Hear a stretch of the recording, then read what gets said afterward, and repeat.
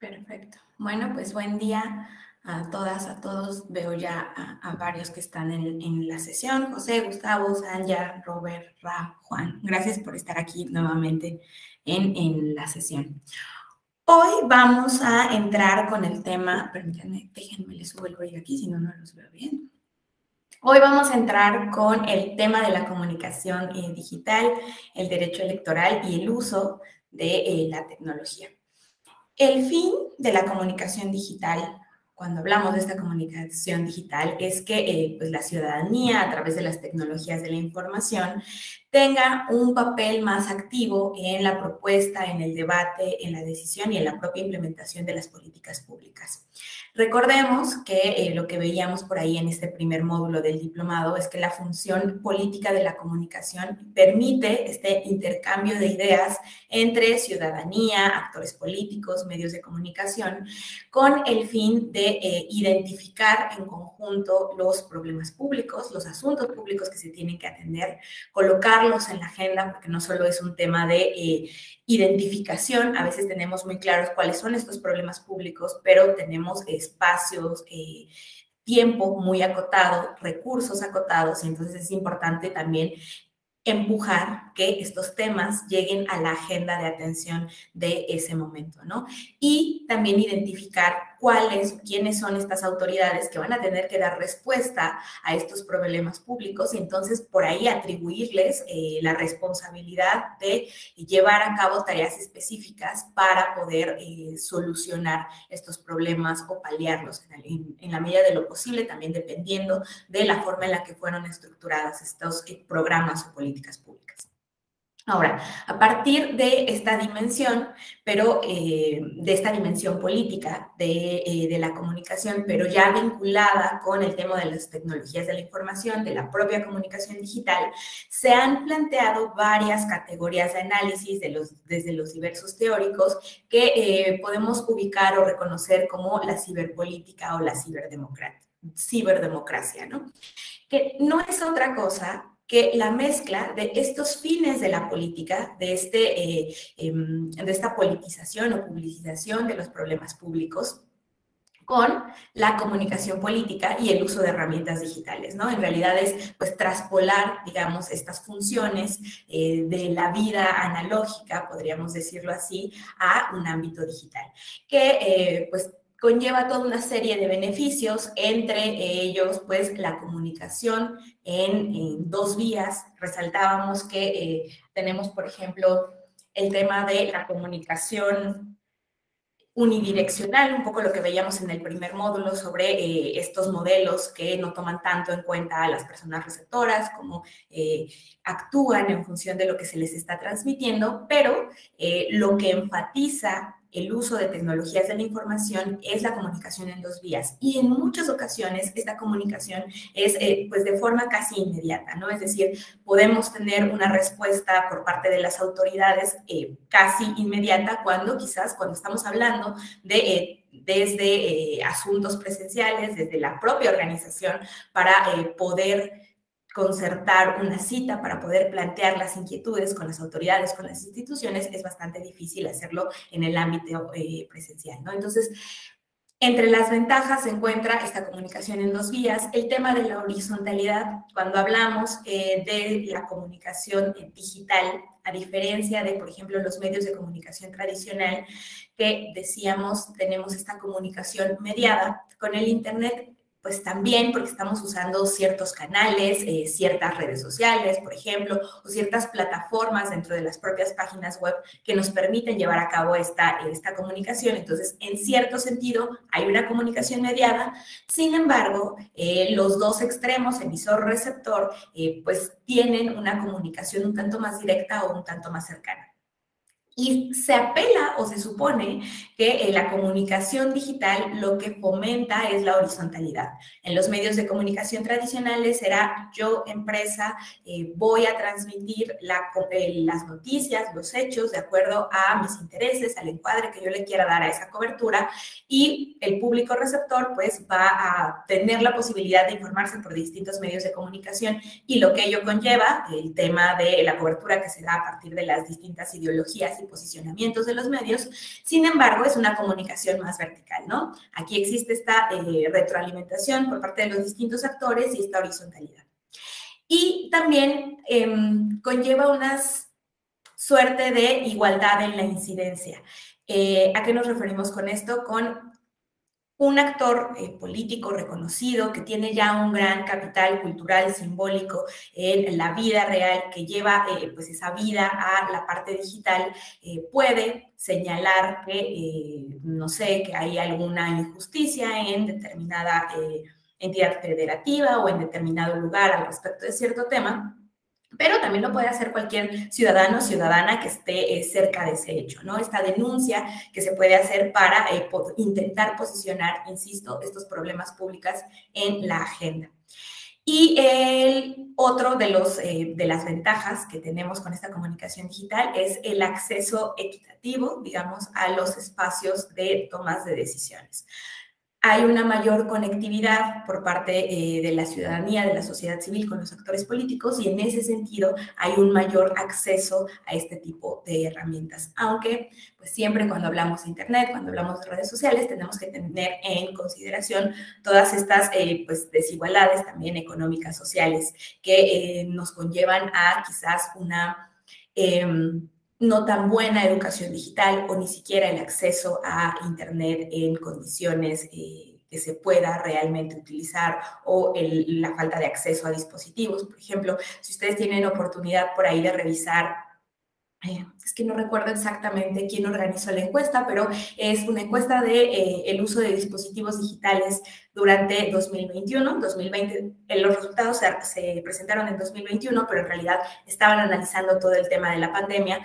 Pues también se demuestra cómo el acceso a los dispositivos móviles, al Internet para, por ejemplo, la educación básica, pues fue bastante restringido, ¿no? Por ahí estábamos hablando de que había hogares en los que se tenía que compartir un dispositivo para 2 o 3 infancias y que esto pues también dificulta la forma en la que estamos accediendo a la información. Y entonces, aunque se presenta por un lado este supuesto de el acceso equitativo a los espacios de toma de decisiones, pues también estamos hablando de que este acceso se da limitado a un grupo o a un grupo de personas que nos encontramos en mejores condiciones económicas, sociales, políticas, etcétera, ¿no? Entonces, también tendríamos que por ahí poner el énfasis en este tema. Ahora, sabemos que la forma en la que opera el Internet, en la que operan las redes sociales, las páginas en general, es a través de este diseño, implementación, programación de algoritmos, ¿no? Y básicamente, pues estamos hablando entonces de inteligencia artificial. Cuando hablamos de esta inteligencia artificial, nos referimos a la combinación de los algoritmos que dotan de capacidad a una máquina, a un programa para procesar esta información y actuar quizás de forma similar a la de un ser humano, a la de una persona. Existen varias formas de clasificar la inteligencia artificial, pero hay al menos 4 grandes que son las que tienen una mayor popularidad o es más fácil de acceder a ellas. El primer tipo es un diseño muy concreto, digamos, de tarea fin. Un ejemplo puede ser estos bots, cuando entramos en una página de Internet, que nos aparecen los bots en la parte inferior y que nos piden algunas preguntas, o, por ejemplo, lo que se creó desde la propia Secretaría de Salud para descargar nuestros certificados de vacunación. En realidad, ¿a qué nos referimos con esta tarea fin? Porque tienen una memoria muy corta y entonces te están solicitando, por ejemplo, con este tema del certificado de salud, te solicitaban el CURP, tenías que ingresarlo, si te tardas un poco, simplemente el chat se termina, la conversación se termina, tienes que volverlo a abrir hay una respuesta inmediata, ¿no? Hay una solicitud, hay una respuesta. El segundo tipo ya supone una actuación un tanto más reactiva a una situación o a un hecho en la que esta inteligencia artificial lo que va a hacer es poner todo su esfuerzo o todos sus recursos para llevar a cabo esta tarea, ¿no? Podríamos estar hablando de robots quizás en los hospitales cuando hablamos de tareas muy concretas, levantar objetos, no sé, servir o apoyar en la movilidad para los propios pacientes. Y conforme vamos avanzando en esta descripción, en esta tipología, también se va complejizando la forma en la que fue diseñada y la forma en la que es utilizada, ¿no? El tercer tipo de inteligencia artificial lo que busca es ya imitar el razonamiento humano, pero imitar replicándolo, ¿no? Y a partir de esto, o más bien, esto se genera a partir de la propia configuración que se hace con, pongamos un ejemplo, ustedes han visto en estas ferias que se hacen anualmente en Las Vegas y en algunos otros lugares que se retoman por ahí en los temas de tecnología, cómo hay robots que reconocen emociones o que se nos venden como que hay un reconocimiento de las emociones. Y no es que haya se entable una empatía con esa inteligencia, sino que en realidad lo que sucede es que hay toda una carga de bases de datos en las que se les comparte o pues sí, se les carga cuáles son la posición de los distintos puntos de nuestro rostro, de los ojos, de la nariz, de la boca, de las comisuras de los labios o de la frente, y cómo a partir de identificar estos distintos puntos en los rostros hay una asimilación de, bueno, entonces si yo tengo un rostro serio, quizás estoy enojada, ¿no? O si hay alguna forma en la que tengo quizás la boca un poco desencajada, quizás esté triste. Y este reconocimiento pues se hace a partir de toda esta base de datos que se diseña, ¿no? En realidad no, insisto, no es un tema como de un propio reconocimiento. Y el cuarto tipo es aquella que lo que busca o en lo que se enfoca es ya en encontrar una forma racional de razonar. ¿A qué nos referimos con esto? Hay, o se han desarrollado de distintos mecanismos, por ejemplo, en algunos países, en Europa, para tomar decisiones al respecto de temas judiciales, ¿no? A partir de la carga de las sentencias, de las resoluciones previas que se han emitido, de los distintos ordenamientos, de qué han dicho las y los jueces o las cortes en general sobre algunos temas, pueden irse diseñando algunos programas que permitan identificar hacia dónde iría un fallo o hacia dónde tendría que cargarse la decisión, ¿no? Eso por una parte, pero también tenemos, por ejemplo, toda esta digitalización cuando hablamos de trámites, toda esta digitalización cuando hablamos de el otorgamiento. Esto sucede también mucho en Europa. No estoy segura si en Estados Unidos, pero en Europa sí pasa. El tema del otorgamiento de seguros o pues sí, de seguros en general a partir de la identificación de todos los rasgos de una persona. Es decir, no solo es que vayamos, por ejemplo, nosotros con una aseguradora o con el banco para ver si nos otorgan una tarjeta de crédito o algo así y llevemos nuestra documentación, sino en tanto tenemos mecanismos ya digitalizados, podemos identificar, sobre todo cuando estamos hablando de que sí hay una comunicación real, comunicación digital real entre todas las instituciones de un Estado, se puede identificar cuántas veces has tenido que recurrir a la seguridad social, cuántos accidentes has tenido durante el año, cuáles son tus ingresos anuales, incluso a partir de la propia interacción que tenemos con otros mecanismos, ¿no? Quizás si solemos hacer compras en red o si hay una suerte de vinculación entre nuestras cuentas bancarias con también la fiscalización de los estados. Lo digo en general en otros, porque en el caso mexicano sabemos que incluso desde lo analógico solemos tener esta pues, deficiencia o esta reacción para la comunicación entre las instituciones, pero entonces en otros lugares sí existe esta mejor comunicación, estos sistemas más integrales y toda esa información se concatena para poder definir si quizás se otorga un crédito bancario o si se otorga un seguro de salud, ¿no? Porque se hace un análisis de riesgo de esa persona en específico. Y aquí tenemos que tener en cuenta pues también el tema de que si bien la inteligencia artificial pues representa un montón de beneficios a la humanidad, como la optimización de recursos, y con recursos estamos hablando de tiempo, pero también financieros, materiales, humanos, también hay una mayor precisión, quizás en la toma de decisiones, en los procesos que se llevan a cabo, en la eficiencia de los procesos, pues también supone una transformación organizacional que puede incidir de una forma negativa en la propia sociedad, ¿no? A partir de variaciones en el número de empleos, tenemos automatizaciones y entonces quizás ciertas labores ya no son necesarias que las lleve a cabo una persona, o también en las propias condiciones laborales de las personas, ¿no?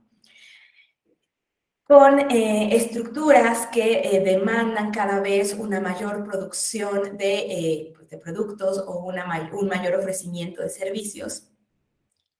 Puede haber este análisis desde los empresarios para poder definir qué es más útil en el sentido económico, si tener a 2, 3 personas que realicen alguna función o hacer una fuerte inversión en la automatización de ciertos procesos, pero después que vayan corriendo a la par, ¿no? Y ya no tenemos este tema de tener que brindar seguridad social, tener que brindar permisos, vacaciones y otro tipo de prestaciones que pues, forman parte de los derechos laborales, ¿no?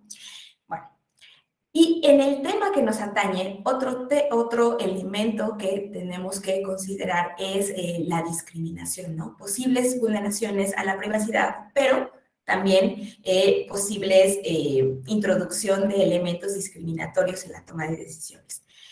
En este ejemplo que yo les decía de cómo se otorgan seguridad, seguros de salud o créditos bancarios o algún crédito quizás estudiantil, tendríamos que analizar también cómo fue configurado ese algoritmo y si está analizando las condiciones sociales también de esa persona.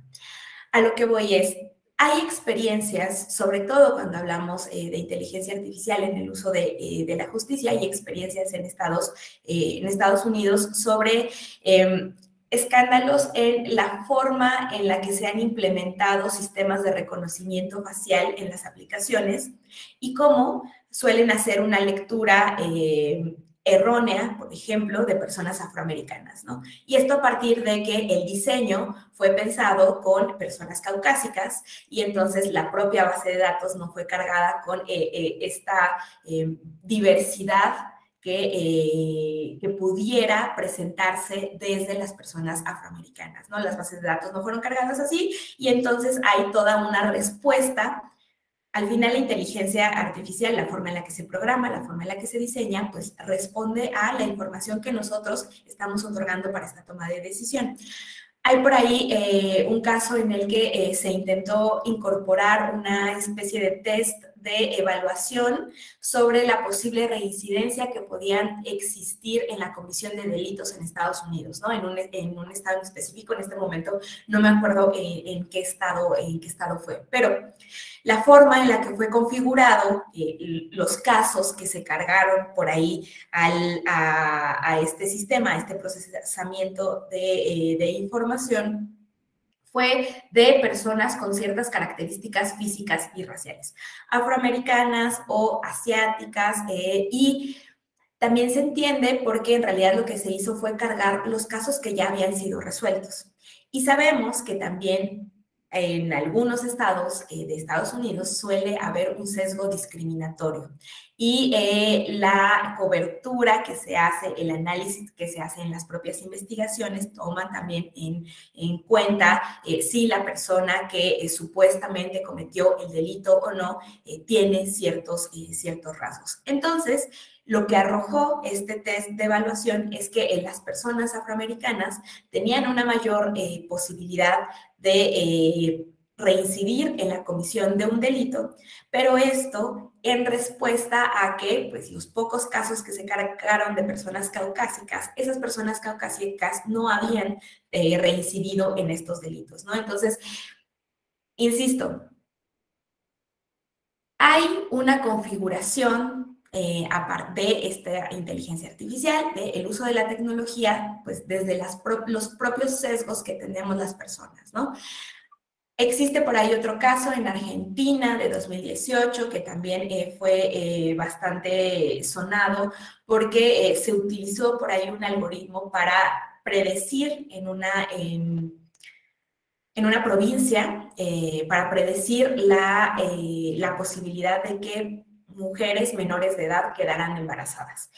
Y los resultados mostraron que había una mayor posibilidad de que mujeres que tenían o que vivían con familias de menor ingreso económico o con una mayor inestabilidad económica eran propensas a tener embarazos juveniles o de menores de edad, ¿no?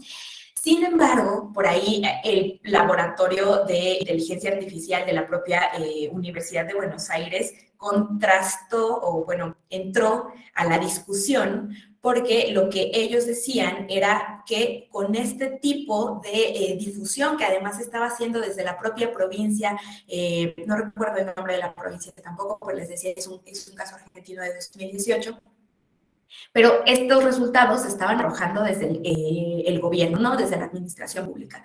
Y entonces lo que decía la universidad era, se está, pues no sé si el uso de la palabra es adecuado, pero hay como una revictimización de esas personas y se está cayendo en estereotipos, porque la forma en la que fue generado, además, también por ahí hubo un cuestionamiento, porque no hubo transparencia sobre cómo se desarrolló esa inteligencia artificial en su momento.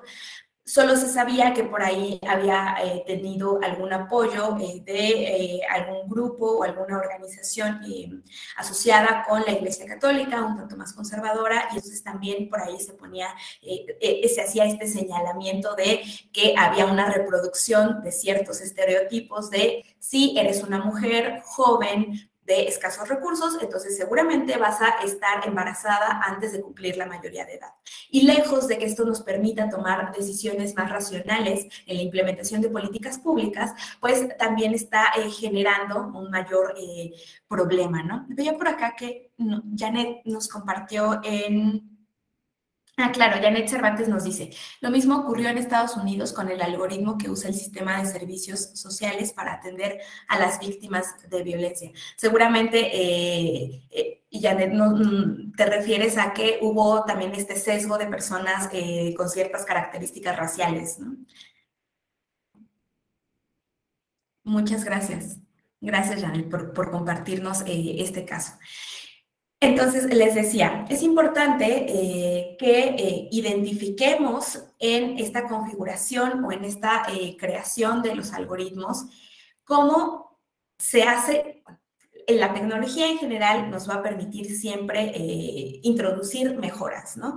Pero es importante que consideremos cómo se introducen estos algoritmos, cómo se diseñan, y para ello hay ya por ahí varios instrumentos que nos han planteado sobre estos posibles problemas derivados del uso de inteligencia artificial y de tecnologías de la información. Yo por acá les pongo estos tres, que es el Código de la Comisión Europea para el propio desarrollo de la inteligencia artificial, por ahí el Convenio de Budapest y los principios de Santa Clara, que estos principios de Santa Clara pues están ya más relacionados con páginas de internet y con plataformas que se dedican a la comunicación digital, redes sociales en general. Vamos primero con el Código de la Comisión Europea.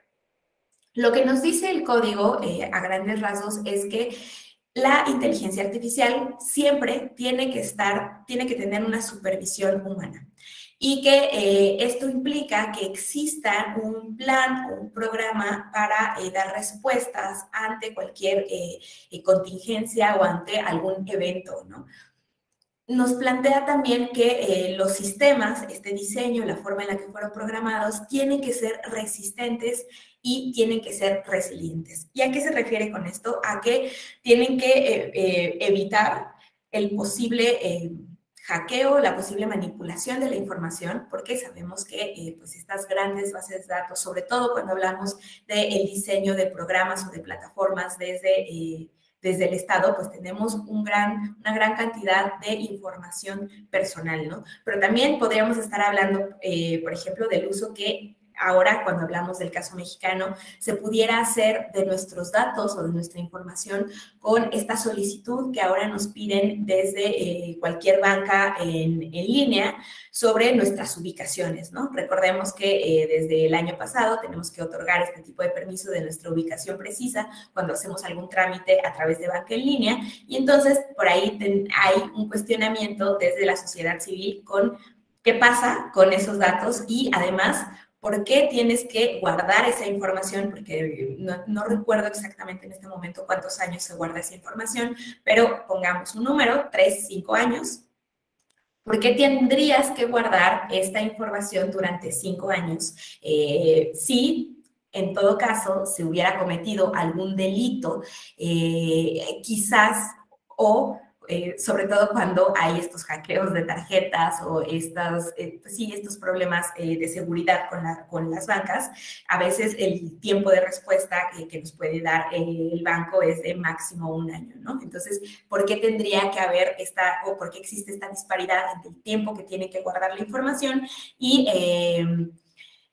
a dónde se van nuestros datos, cómo se está haciendo uso de esa información? Entonces, los sistemas, cualquier tipo de sistema, lo que se nos propone desde la Comisión Europea es que sean resistentes y que además sean resilientes.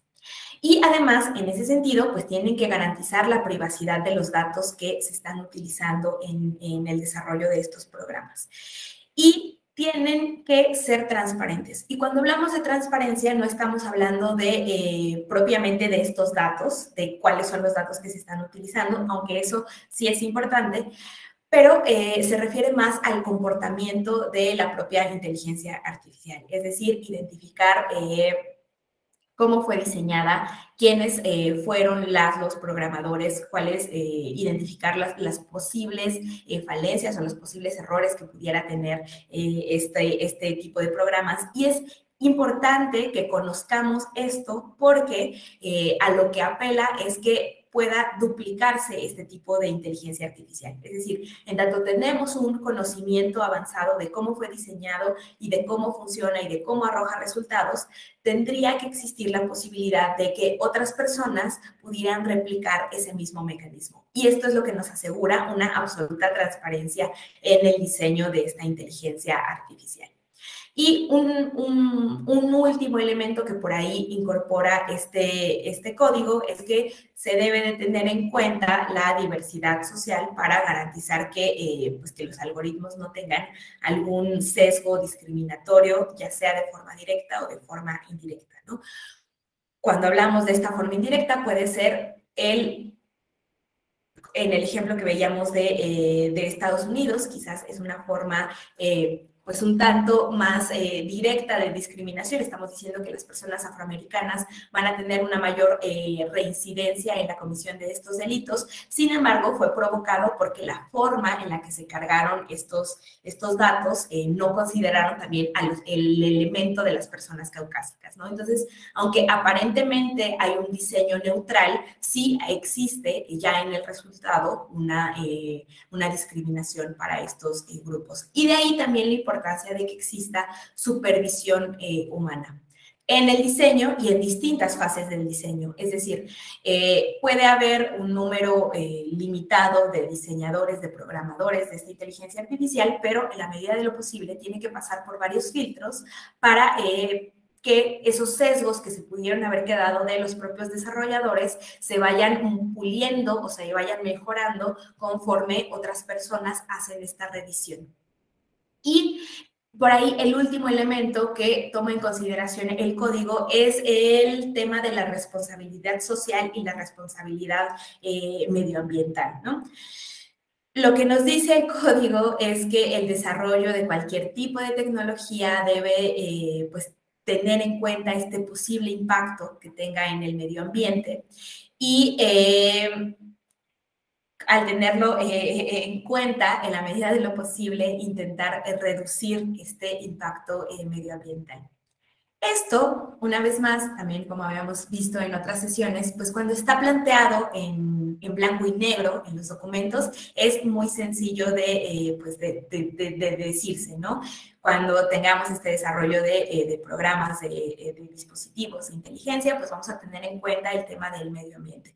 Sin embargo, sabemos que todos nuestros dispositivos, la mayoría de nuestros dispositivos actuales utilizan el litio. Sabemos que la extracción de litio es uno de los principales no sé si uno de los principales, pero sí es un fenómeno que tiene un gran impacto negativo en el medio ambiente, porque para esta extracción se necesita una cantidad enorme de agua dulce, y entonces se emplea para extraer el litio en este proceso de decantación, ¿no?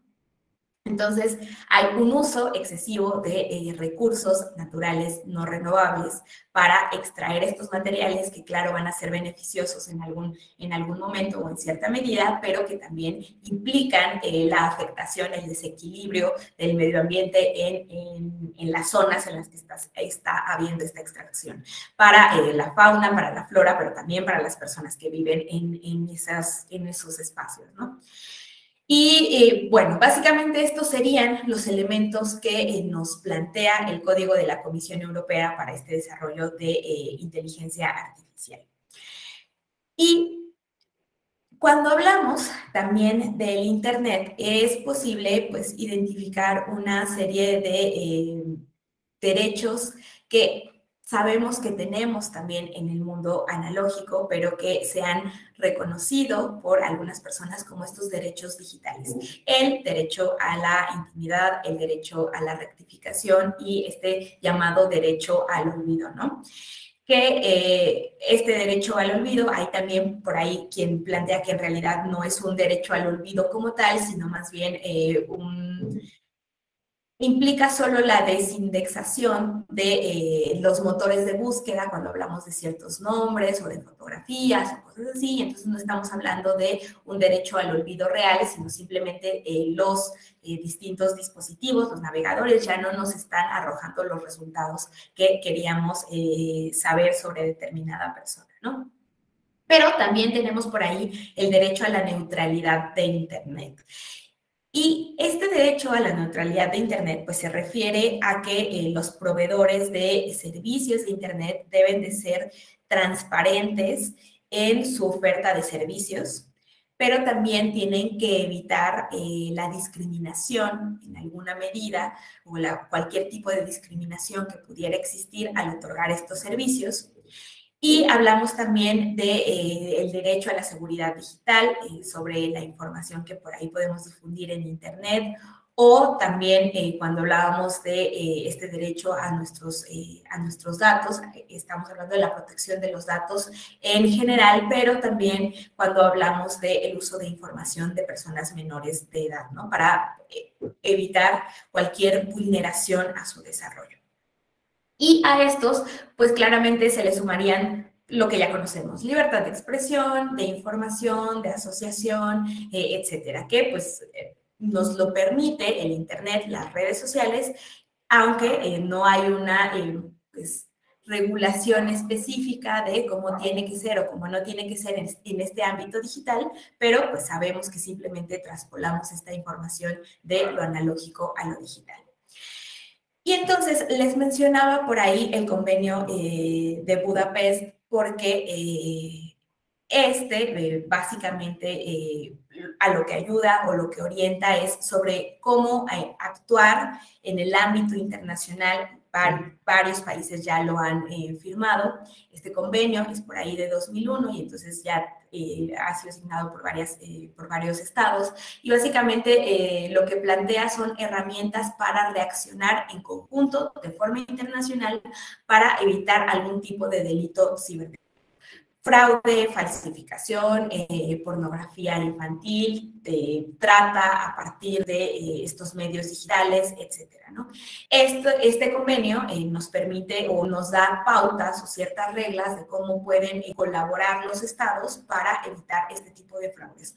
Porque sabemos que cuando hablamos de Internet y de redes sociales, no podemos acotarnos propiamente a un ámbito geográfico, ¿no? Tendríamos que estar hablando de Facebook, que tiene instalaciones, sí, en varios lugares del mundo, pero que tiene su sede en Silicon Valley, pero que además puede cotizar en la bolsa y entonces, es decir, entran en una serie de factores y el tema del derecho internacional tiene que estar por ahí presente y por eso es que se desarrollaron este tipo de instrumentos que nos permitan asegurar los derechos de todas las personas usuarias del Internet y de las redes sociales. Ahora, cuando hablamos, van a tener por ahí a partir del día de mañana un módulo dedicado a redes sociales, pero como vamos a retomar mucho el término, solo lo voy a plantear por ahí para que lo tengamos presente cuando hablemos de estas redes sociales, ¿no? Entonces, una red social o la categoría analítica de red social ha sido estudiada por distintas disciplinas. No nació con el Internet, no nació con la comunicación digital. Se refiere esta red social, esta categoría a el vínculo o los distintos vínculos que existen entre las personas que comparten ciertos intereses, que quizás forman parte de un grupo o de una estructura social que pudiera ser la escuela, la familia, una comunidad, etcétera. Y esta categoría de red social es muy útil para analizar el papel, los roles que desempeñamos las personas en estas distintas estructuras y por ello se concibió, se abstrajo desde la sociología y desde la antropología. Y básicamente lo que se hizo cuando incorporamos el tema de la comunicación digital y el Internet fue retomar esa categoría analítica red social, llevarla al ámbito digital y entonces permitir analizar de cierta forma cómo es que se da este intercambio de información a través de la comunicación digital, si se comparten o no códigos, el lenguaje, los símbolos, las nociones, todos estos significados que por ahí revisábamos en la primera sesión del módulo pasado. Bueno, es básicamente traspolar esta categoría analítica al tema digital. Y por ello, seguramente ya en las próximas sesiones verán más sobre las características de las redes sociales en general y estas ventajas que pudieran existir. Les decía hace un momento, cuando hablábamos de comunicación digital, teníamos el tema de la horizontalidad, de permitir también un intercambio de información de forma inmediata, del diálogo, de acortar o eliminar aparentemente estas distancias físicas, etcétera. Ahora, a partir del análisis de las redes sociales, de la forma en la que se ha interactuado durante todos estos años, algo que no sé si tuvieron la oportunidad por ahí de seguir, no recuerdo el nombre del evento, pero la semana pasada tuvimos un encuentro que se organizó desde la Escuela Judicial del Consejo de la Judicatura con la Escuela Judicial Electoral y también con el Centro de Estudios Constitucionales. Entonces, por ahí teníamos una sesión dedicada a influencers y tecnología y derecho electoral, ¿no?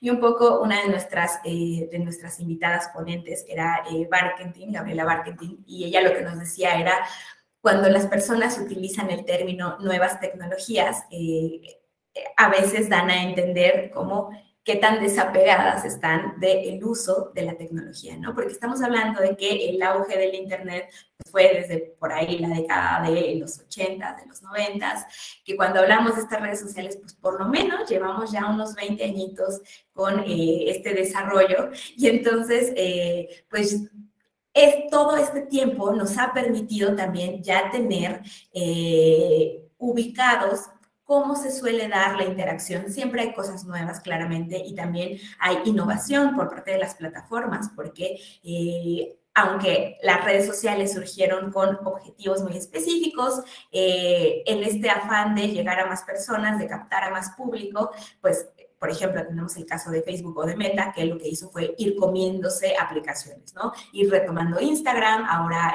WhatsApp, va a seguir como con esta compra de otras plataformas, pero que esto también como que borra las líneas de los objetivos o de los propósitos con los que fueron creadas estas distintas redes sociales. Bueno, les digo todo esto porque durante todos estos años que han pasado en esta observación de las necesidades que se tienen también como usuarios para las redes sociales, se pueden distinguir al menos 3 modelos, que no es que un autor haya planteado como estos son los modelos de regulación de redes sociales. Sin embargo, que es fácil identificarlos o abstraerlos de esa forma. Entonces, por lo menos son 3. Es el modelo estadounidense, es el modelo europeo y es el modelo asiático. Conforme vayamos avanzando en la tipología, una vez más, un poco como lo hicimos con inteligencia artificial, se va a ir complejizando. El primer modelo, que es este modelo estadounidense, es el más laxo, porque recordemos la primera enmienda, el tema de la libertad de expresión, la importancia que tiene en el contexto estadounidense, y entonces además tiene sustento este modelo en la autorregulación de las redes sociales. Minimiza la intervención del Estado, minimiza también la competencia que se pudiera existir en el ámbito judicial para, en todo caso, dejar estos problemas que existieran entre usuarios y plataformas en la resolución de conflictos como particulares, ¿no? Básicamente, estos son los elementos que podríamos identificar en el modelo estadounidense. Partimos de toda una serie de instrumentos previos. Insisto, no me voy a meter mucho en este tema de la regulación de las redes sociales porque estoy segura que con el doctor Alfonso y con el maestro Atos lo van a revisar ya a mayor detalle, entonces para no duplicar información no voy a entrar a más detalles, pero aquí quería que tuvieran por ahí en cuenta que tenemos esta visión más laxa de la regulación de las redes sociales. Luego tenemos este modelo europeo que es un tanto más restrictivo, no mucho, pero sí un tanto más restrictivo, porque lo que ya plantea son reglas obligatorias que tienen que seguir las plataformas para poder trabajar en este territorio. Y también posibles sanciones dado el incumplimiento de esas reglas. Tiene todo un catálogo de conductas que se podría considerar como conductas delictivas a nivel regional y también existe la posibilidad de que cada uno de los países pueda incorporar otras reglas al respecto. Y la principal contribución que nos brinda el modelo europeo es el tema o este énfasis en la protección de datos personales y la información. Y a partir de esto, en realidad es que los avances que tenemos en América Latina, sobre todo en México, el tema de los derechos ARCO en México viene de ahí, viene de todo lo que se ha retomado, de todo lo que ya se generó y se gestó en el ámbito europeo sobre la protección de datos y la información personal. Y por último, tenemos este modelo asiático, que es un modelo sí ya mucho más restrictivo, que pues decíamos en otras sesiones que la comunicación los modelos comunicativos responden también al contexto social y político de determinada comunidad de hablantes. Y en este caso, pues básicamente este modelo responde a los regímenes de gobierno del continente, a su contexto, a pues sí, la forma en la que suele interactuar el Estado con la ciudadanía. Y lo que plantea este modelo sí es ya un bloqueo de algunas páginas o plataformas que no pueden usarse en esta región. También bloqueo de contenidos porque pudieran quizás vulnerar la estabilidad del Estado, pero además también un uso y posesión de los datos personales y privados de quienes utilizan las plataformas. ¿A qué me refiero con esto?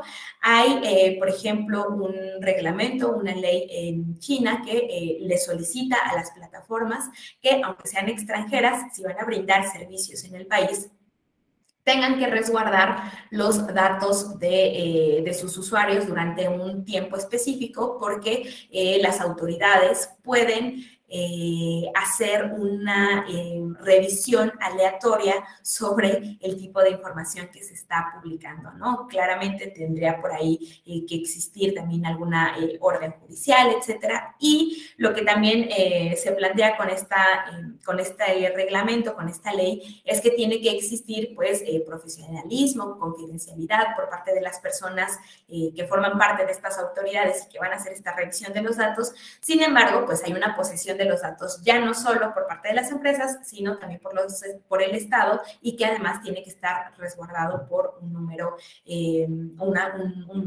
un tiempo determinado, ¿no? Nos dice por acá Juan Miguel que incluso el uso inadecuado del lenguaje.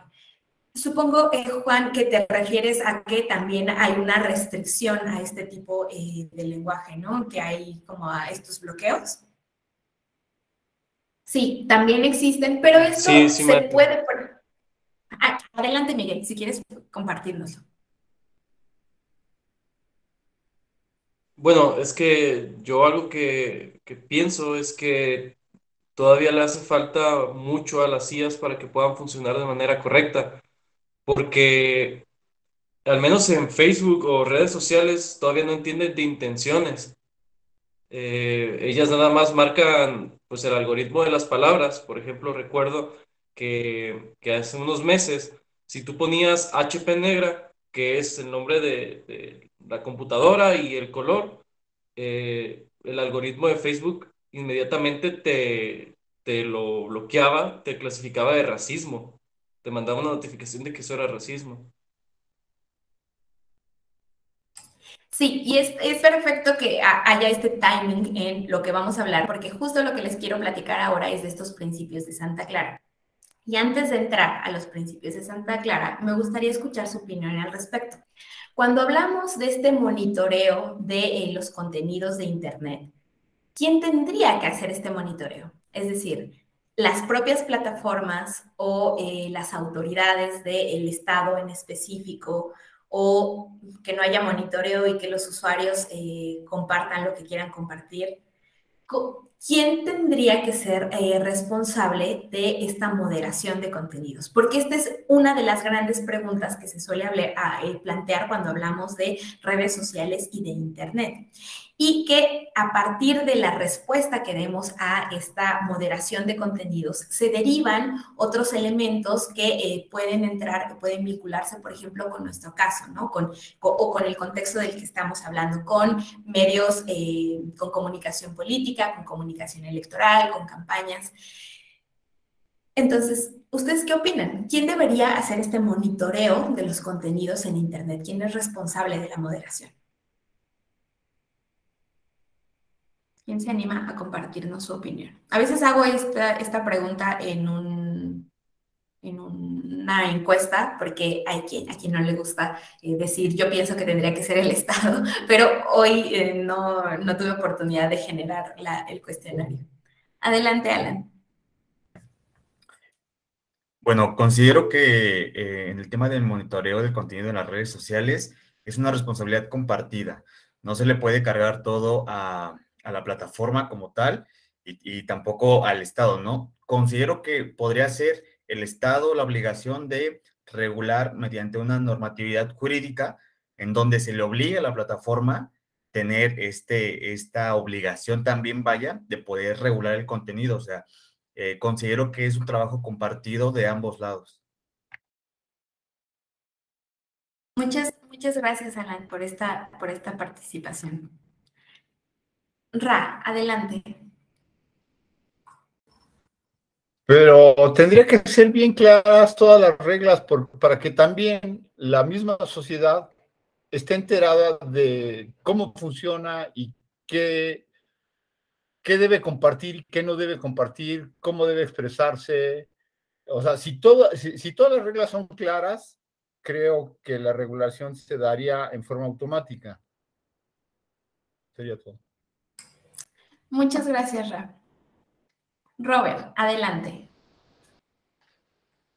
Yo creo, maestra, que en mi opinión tendría que ser el Estado el que haría el monitoreo, porque si bien las responsabilidades sí son compartidas, pero creo que el monitoreo sí le debe corresponder bajo alguna reglamentación al Estado. Porque el monitoreo, pues entiendo que es simplemente eso, monitorear, reflejar datos e información. Y dependiendo de eso, pudieran venir sanciones a las plataformas, pero no, no compartir la parte del monitoreo. Esa parte sí siento yo que tiene que ser el Estado. ¿Por qué? Porque aunque decimos que son de manera espontánea las expresiones que se dan en las redes sociales, cuando hay calumnia, cuando hay toda una campaña negra hacia denigrar a una persona, entonces es ahí donde sí vemos la necesidad que existe de que las redes sociales deben estar reguladas. Reguladas no quiere decir limitadas. Reguladas yo pudiera pensar en el ámbito de justamente de tener este monitoreo para poder ver los excesos en los que cayera algún usuario y entonces poder, digamos, deslindar responsabilidades, en mi opinión. Muchísimas gracias, Robert. Les preguntaría, antes de darle la palabra a Juan Miguel, ¿cómo vamos a hacer este monitoreo del flujo de información constante que implica... Ay, voy a cerrar. No puedo. Nicolás, ¿nos podrías apoyar cerrando tu micrófono? ¿O Vince? ¿Me puedes? Ah, ya. Perfecto, gracias. Es que no me daba la opción de cerrarlo.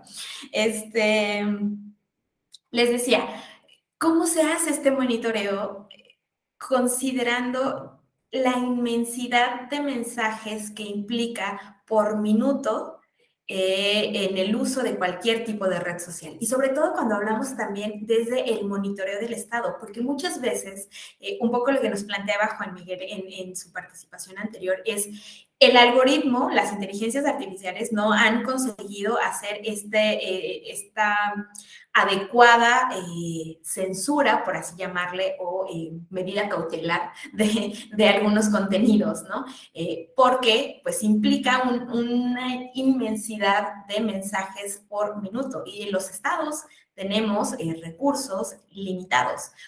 Claramente las empresas también, pero pues pueden echar mano de mayores instrumentos para hacer este monitoreo, ¿no? Juan Miguel, adelante.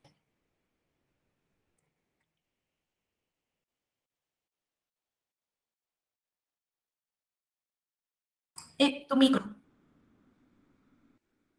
Juan, tienes el micro apagado. Adelante. Yo creo que también es un poco peligroso dejar en manos de la política, no solo de México, yo hablo de forma mundial, toda la responsabilidad de monitoreo sobre las redes sociales. Tengo el caso de Corea del Sur o del Norte, no recuerdo cuál, creo que es la del Sur, que tienen tan especificada la información que le llega a cada usuario que te pueden hacer creer muchas cosas que realmente no existen, que realmente pueden generar una mentalidad distinta a la sociedad, porque pues no olvidemos que las redes sociales realmente pues tienen este mensaje dirigido que crea nuevos pensamientos en la gente. Entonces, dejarle toda esta responsabilidad de monitoreo a los gobiernos también puede significar un problema incluso de censura, de crear nuevas mentalidades que realmente les sirvan pues, para poder adueñarse, se podría decir, de muchas de las tomas de decisiones de los ciudadanos. Muchas gracias, Juan. Yo aquí, yo estoy jugándole al abogado del diablo dependiendo de la opinión, ¿eh? Yo aquí jugaría a, o sea, un poco así también sucede desde las propias redes sociales, ¿no? Pensaba en el caso de Cambridge Analytica, que pues sí fue generado en colaboración con pues algunas campañas de personas específicas, de Trump, de Bolsonaro, en la Unión Europea, etcétera, en Inglaterra, en Reino Unido, perdón, pero pues fue una empresa particular que lo hizo a partir de recursos privados, recursos propios y con esta generación de burbujas informativas, ¿no? Para poder cambiar de cierta forma el posible voto de alguna de las opciones. Ahora sí, Alan, ya había visto que levantaste la mano.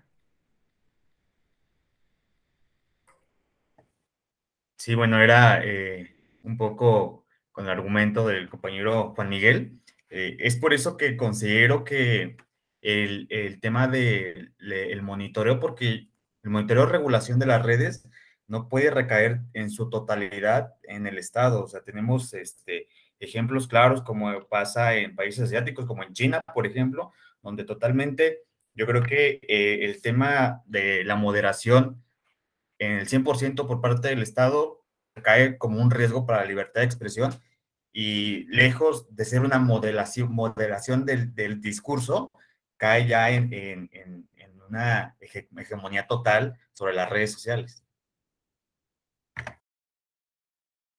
Sí, totalmente. Bueno, pues les decía, este debate... Ra, adelante. Seguir pensando que el Estado tiene todo ese poder es como seguir siendo paternalista, seguir buscando un Estado paternalista, ¿no? En donde nosotros no nos hacemos responsables de nada, ¿no? O sea, si ya tienes capacidad para tener estos medios de comunicación, pues hazte responsable también de qué información estás manejando, ¿no? O sea, el periférico, si no nos multan, no vamos a estar a 80, no vamos a ir a 80 hasta que nos multen, ¿no? Cuando hay toda la señalización para la velocidad y está regulado todo, ¿no? Entonces, cuando tú sí tienes un medio de comunicación, bueno, pues está regulado, sabes qué es, qué no, y si no, pues hazte a la idea, ¿por qué tenemos que estar regulados en todo? Yo creo que ya es hora de que nos hagamos responsables de nosotros mismos. Gracias.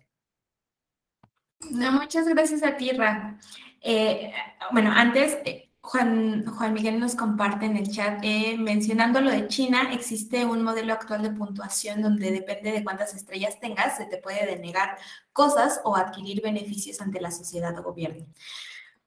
Pues sí. Bueno, no voy a entrar en el detalle del nivel de organización y del régimen gubernamental, pero yo en realidad mi postura cuando hablamos de medios de comunicación en general, no solo de redes sociales, sino de medios de comunicación, siempre va a ser libertad de expresión y con las consideraciones que ya sabemos de estas limitaciones a la libertad de expresión, ¿no? No puede haber un daño moral, no puedes... no sé, no puedes vulnerar la seguridad nacional, no puedes, es decir, todas estas limitaciones que ya están contempladas por ahí, eso es lo que tendría, desde mi punto de vista, que guiarnos cuando hacemos uso de las distintas plataformas. Pero bueno, en moderación de contenidos, como no se ha conseguido propiamente pues llegar a un acuerdo, porque claramente las plataformas no van a querer dejar la moderación de contenidos a los estados específicos, porque los estados en concreto no van a tener espacios, no van a tener recursos para hacer un monitoreo adecuado también, no le han querido entrar propiamente al asunto y entonces le entran desde temas específicos. Por ejemplo, algo que no les mencioné, pero en América Latina no es que tengamos un modelo de regulación de estas redes sociales, pero sí ha habido un auge en los años recientes de incorporar el tema de sanciones o algún tipo de implicación por difusión de noticias falsas, ¿no? Entonces, tuvimos un boom todo 2018, 2019 y todavía 2020 de propuestas en Brasil, en Nicaragua, en El Salvador, en Chile, en varios países. También, pues en México hubo por ahí una propuesta que no llegó a discutirse, que era la que proponía el senador Monreal, pero hubo, sí ya, o existen en la región casos en los que sí se aprobaron leyes para sancionar por la difusión de noticias falsas, ¿no? Y aquí también, cuando hablamos de este tipo de sanciones, es importante que quizás tuviéramos por ahí en cuenta qué se entiende por noticia falsa y cómo se va a verificar esa información, porque incluso en la propia redacción de cómo se plantearon algunas leyes, no queda muy claro cuáles son estos medios objetivos para identificar que eso que se difundió fue con una intención, ¿no? A lo mejor se dio un retweet o se publicó algún contenido desde el desconocimiento, genuino desconocimiento, y cómo se va a hacer esta diferencia entre quien sí lo hizo con una intención de generar una suerte de inestabilidad o quien lo hizo desde un aprendizaje continuo del uso de redes sociales y del Internet, ¿no? Ese es también por ahí otro elemento que tendríamos que considerar. Leo por acá, el problema de las redes sociales, nos dice Miguel González, es que las plataformas de las distintas redes sociales parcializan la información. Tendríamos que también poner sobre la mesa que cualquier medio de comunicación, bueno, no cualquier medio de comunicación, cuando hablamos de redes sociales y de Internet, el peso de quienes compartimos la información se encuentra precisamente en las y los usuarios. Si hablamos de medios tradicionales de radio y de televisión, hay una mayor carga, hay un mayor peso desde los propios pues, dueños de los medios, ¿no? Es decir, pues, sus planteamientos, sus intereses son los que se van a reproducir en las distintas programas y coberturas que se den a las notas, a los hechos que sucedan, ¿no? Pero cuando hablamos por acá de redes sociales, hay una mayor responsabilidad desde las propias usuarias y usuarios. Y también con lo que ello implica, ¿no? Existen, sabemos, estas granjas de bots, existen como toda una estructuras para el posicionamiento de ciertos mensajes en esta discusión que veíamos de el espacio público, de qué se dice, de qué se entiende en el espacio público, pero pues la carga estaría más en los medios y no tanto quizás en quién es en Zuckerberg, no recuerdo el nombre del dueño de Twitter, pero etcétera. Alan, vi por ahí tu manita. Adelante.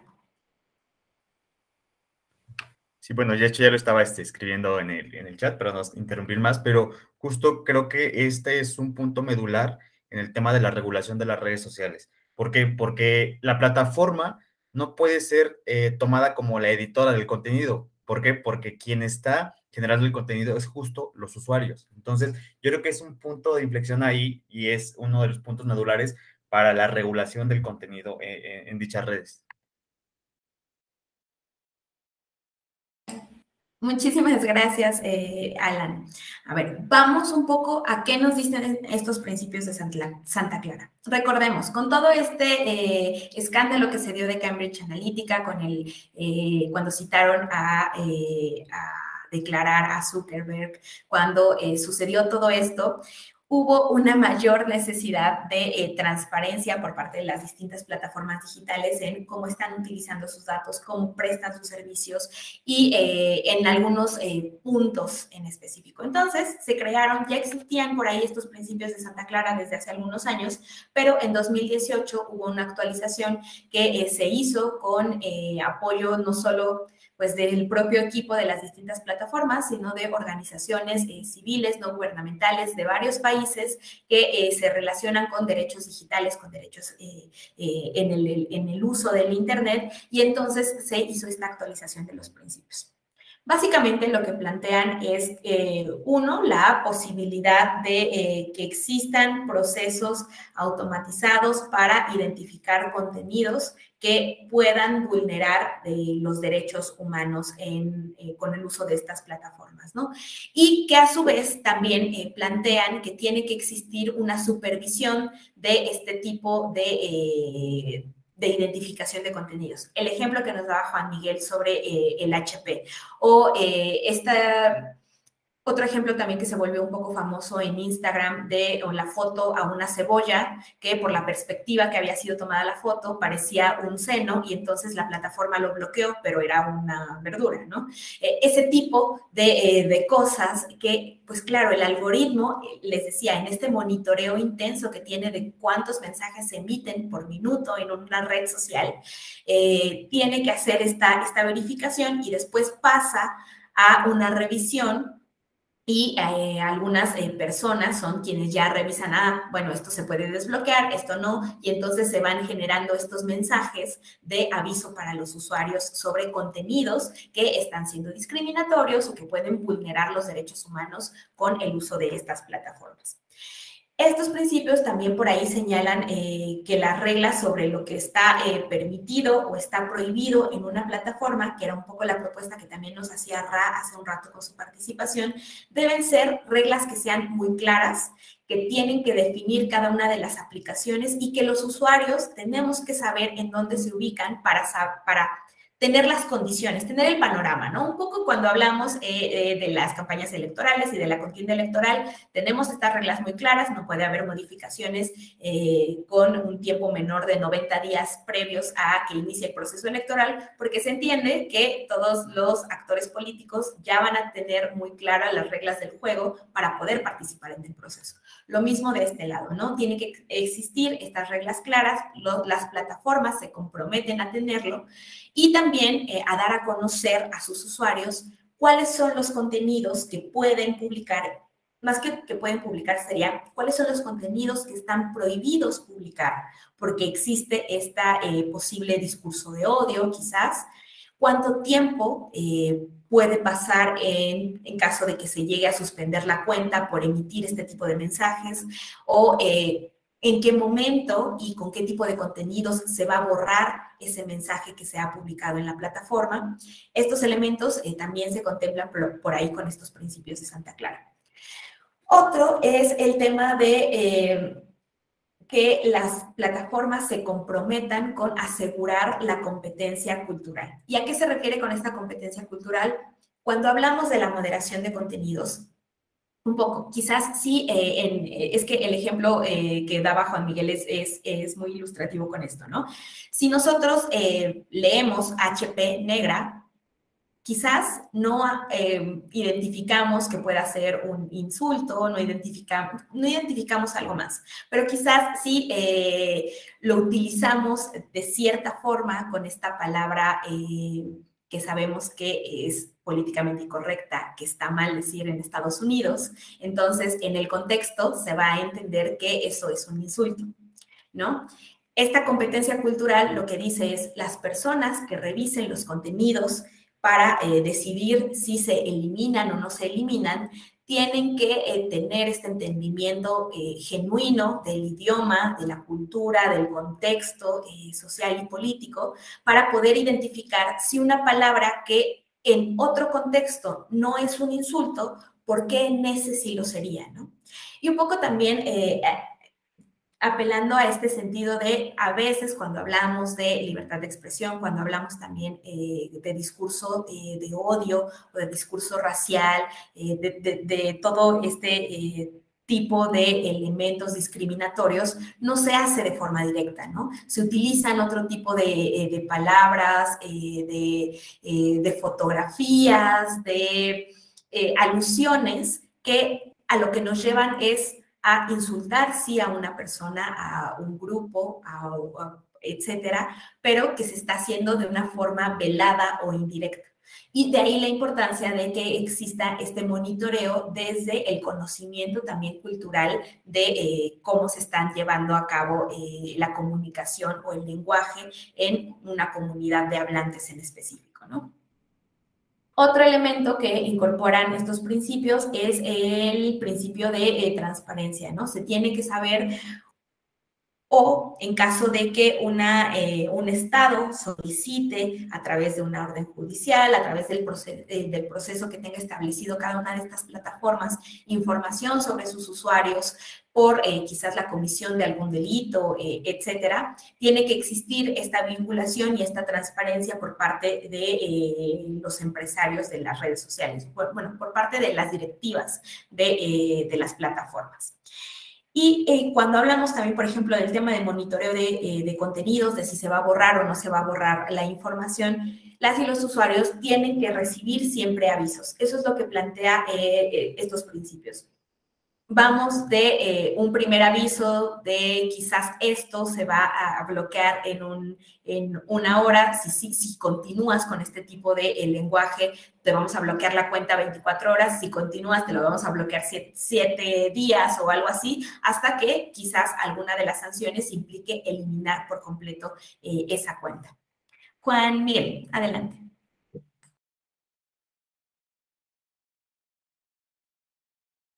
El micro, Juan, no te escuchamos. Perdón, como que le pico y a la vez le vuelvo y no le pico. Me hizo recordar a un problema que existió hace tiempo con una transmisión en vivo sobre una chava que estaba siendo perseguida por un hombre y estaba diciendo que no sabía dónde estaba, y mostraba lesiones y sangre en el rostro. Eh, pues ella quiso hacer el en vivo para que las demás personas vieran dónde estaba y todo esto, pero la red social notó sangre y la bloqueó. Entonces ya no se supo nada de eso, de la chava. Ya tiempo después se descubrió que estaba muerta. Eh, Vuelvo a lo mismo con lo de las intenciones de los algoritmos. Quizás les hace falta pulirlos aún más para que no sucedan este tipo de cosas, porque es una buena forma de pedir auxilio en situaciones donde no existe otra forma de poder hacerlo.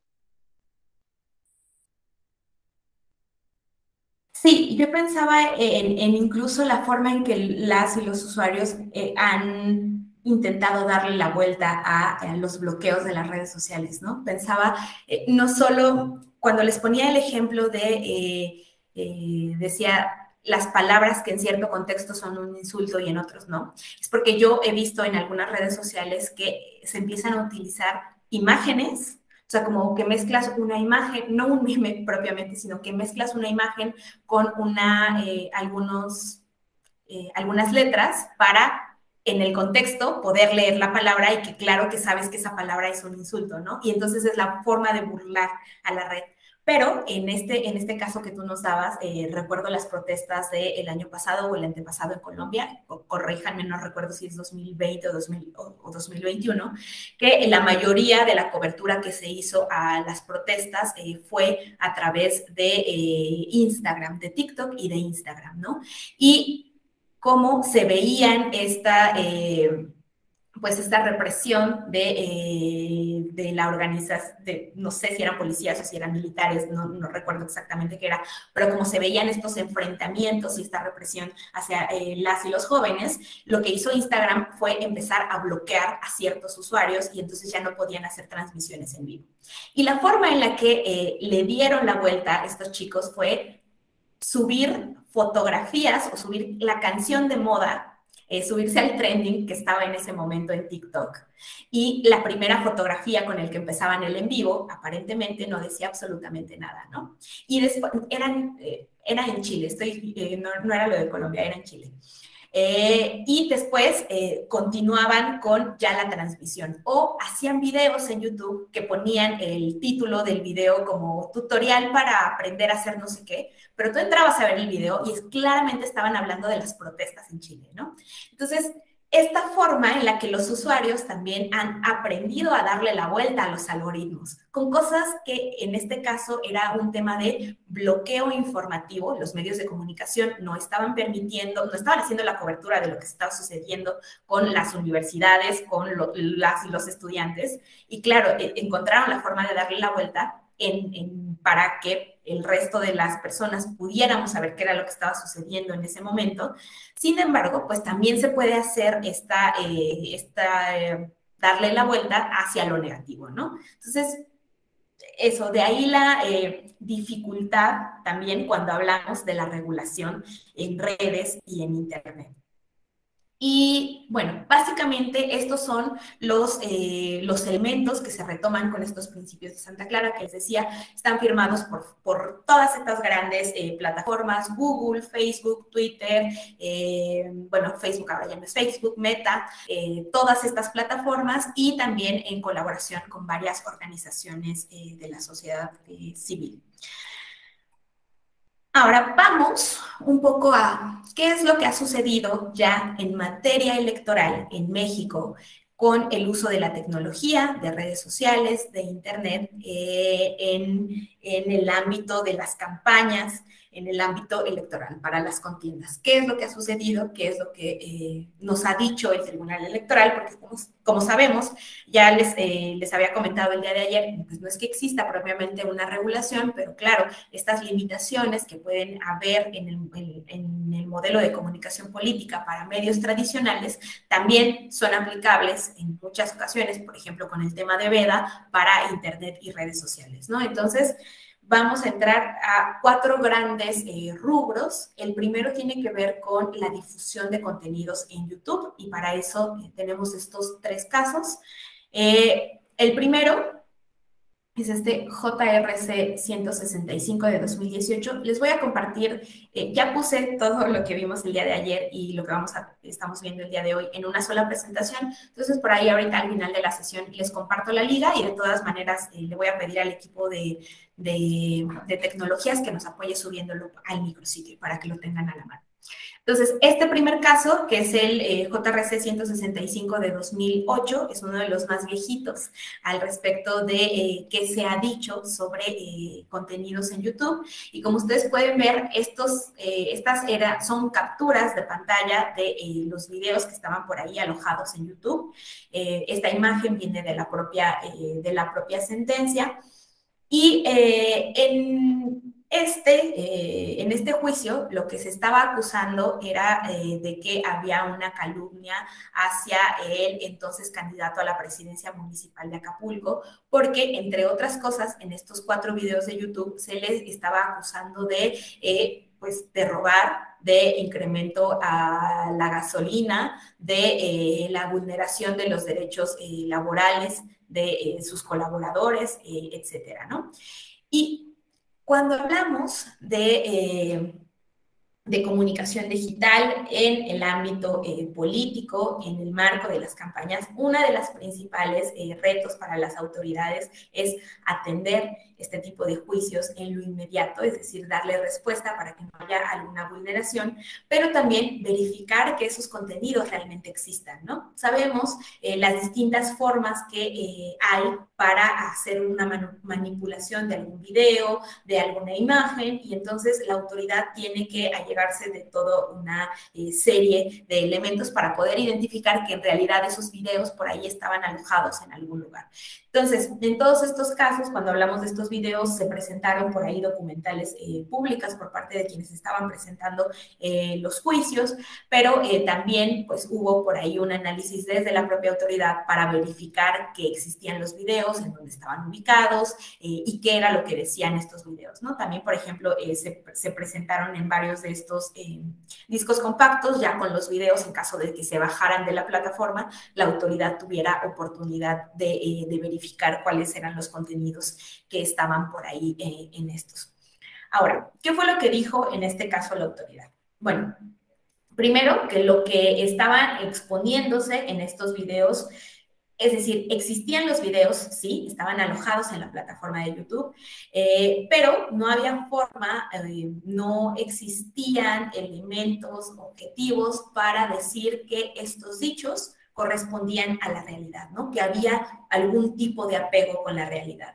Y que, por tanto, pues no había forma tampoco de identificar quiénes habían colgado los videos, porque claramente el canal de YouTube no lo permitía, era un canal anónimo, y que aunque se podía ver, por ejemplo, el número total de reproducciones de cada uno de estos videos, no se sabía quiénes habían hecho esas reproducciones, ¿no? Por la propia diseño de la plataforma. Y entonces, en ese sentido, era también imposible, imposible poder identificar si estas visualizaciones, 500, 2000, el número que ustedes quieran, si este total de visualizaciones había afectado en alguna forma a personas en concreto, porque quizás las visualizaciones ni siquiera venían del espacio geográfico en el que se iba a llevar a cabo la elección a la presidencia de Acapulco, ¿no? A la presidencia municipal. Es decir, no existían estos elementos, no se podía identificar quiénes habían visto los mensajes, ni algún tipo de incidencia o vulneración al principio de equidad en la contienda. esto fue básicamente lo que se resolvió con este primer asunto que se dio a conocer en temas de YouTube. El segundo asunto, a lo mejor lo recuerdan más o lo ubican más porque es uno que se suele retomar mucho cuando hablamos del uso del Internet. Fue quizás el primero que tuvo un gran auge o un gran boom. No sé si recuerdan esta película de Rudo y Cursi, en la que participa Gael García y no recuerdo quién más participa, pero bueno, básicamente es una película en la que el personaje principal, que fue interpretado por Gael, era un futbolista. Y entonces, en algún momento de la película, como se volvió tan famoso, lo llaman a grabar un videoclip musical, ¿no? Y entonces, este videoclip musical se volvió muy famoso porque además fue el jingle, digamos, no sé si es correcto decir jingle, pero fue el sonido, la sonorización de la película con la que solía promocionarse y entonces se volvió viral. Bueno, lo que sucedió en este caso es que se retomó este video, se hizo un montaje en YouTube poniendo subtítulos. Yanmi nos dice que no cantaba nada bien. No cantaba nada bien. Se modificó, les decía, el video musical y entonces se pusieron subtítulos y también se cambió el sonido del audio. El coro de la canción era Yo te vi llorando y se modificó a Yo te vi robando. Y entonces apelaba a que de quien estaban hablando era el entonces gobernador de Veracruz, Fidel Herrera, ¿no? Se subieron estos videos a YouTube. La autoridad verificó que pues sí, que existían ambas versiones, el video original y el video modificado en el que se le llamaba a Fidel Herrera como que había cometido este delito, pero lo que dijo la autoridad es que pues en el video propiamente no había forma de identificar algún emblema, alguna leyenda o alguna mención o cualquier otro dato que pudiera permitir identificar a la persona que era autora de esta modificación del video, ¿no? Y también la cuenta por ahí en la que se subió el video a YouTube, pues no permitía ubicar exactamente quién había hecho la difusión de este spot. El tema aquí es que el partido estaba acusando, el PRI y también el gobierno del Estado estaba acusando al PAN y específicamente estaba acusando a su organización juvenil de que ellos eran quienes habían editado el video y la habían subido a la plataforma. Y lo que estaban pidiendo es que se les aplicara culpa invigilando al PAN y que entonces se les sancionara por hacer este tipo de difamaciones del entonces gobernador. La autoridad, pues el Tribunal Electoral dijo, no hay forma de que nosotros sepamos, no podemos identificar que realmente fue elaborado por la organización juvenil y entonces pues tampoco es aplicable la culpa invigilando con la autoría de este mensaje. Y básicamente esta es una cita de esta resolución que lo que nos dice es que cuidar que en el universo de comunicación que implica la Internet se coloque un cierto video para atribuirle concretamente su colocación, pues aceptar esas circunstancias se apartaría de la razonabilidad y objetividad exigida a todo juzgador para la valoración de los hechos materia del proceso. ¿A qué nos referimos con esto? Ustedes decían hace rato con el monitoreo por parte del Estado, es que no hay recursos humanos, financieros, no hay en general recursos para que se pueda hacer este monitoreo constante de todos los materiales que se difunden. Entonces, hasta que llegan los asuntos es que se puede entrar propiamente en el análisis, pero pues existen estas, lo mencionan, incalculables posibilidades de la autoría de un video, ¿no? Y no hay forma de que se pueda identificar claramente quién lo elaboró, cómo se elaboró y quién lo subió además a las plataformas. Y además tomando en consideración pues los tiempos tan breves que nos implican los procesos electorales. El último caso que vamos a ver de esta difusión de contenidos en YouTube es el RAP 268 de 2012, cuando todavía el ahora presidente no era ni siquiera el precandidato ya de la coalición a la presidencia, y se relaciona con que en ese momento él había publicado un link, este link que pueden ver ustedes acá, a un video de YouTube. La publicación él la hizo el 20 de febrero de 2012, sin embargo, el link nos llevaba a un video que era de octubre de 2011. Y lo que se impugnaba en este momento eran supuestos actos anticipados de campaña por parte del candidato. Ahora, yo les decía ayer cuando vimos algunos de estos criterios en que se considera un acto anticipado de campaña o de pre-campaña, que el llamado al voto en favor de una opción política o en contra de una opción política tiene que ser explícito y pues manifestarse como tal.